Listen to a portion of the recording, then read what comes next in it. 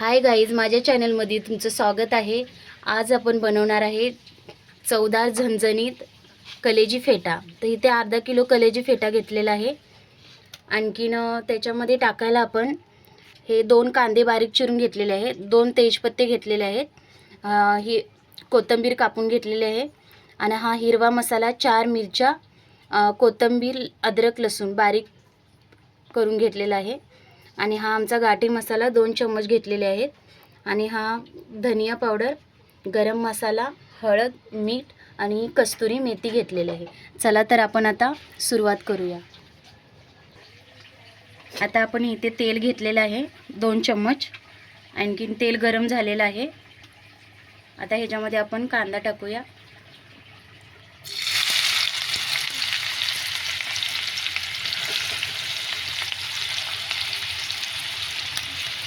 कांदा चांगला लाल करून घ्यायचा आहे।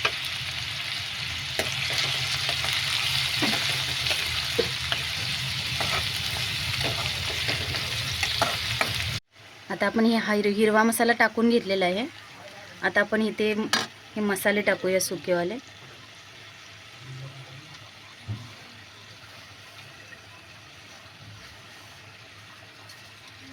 तर हे मसाले टाकून घेतलेले आहेत।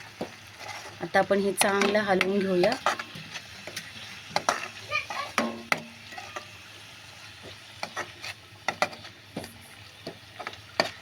ठीक आहे, आता थोडंसं ह्याला बंद करून ठेवूया।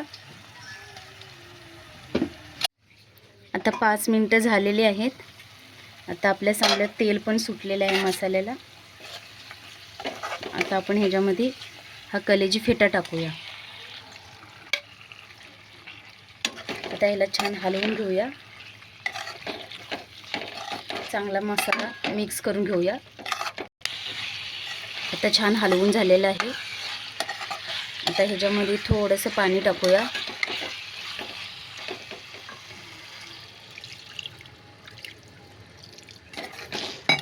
बस आता ह्याच्यावरती झाकण ठेवून 25 मिनिटं झाली। आता 25 मिनिटं झालेली आहेत आणि आता चांगली याला उकळी आलेली आहे छान अशी। आता ह्याला जरा कोथिंबीर टाकू आणि गॅस बंद करून घेऊ।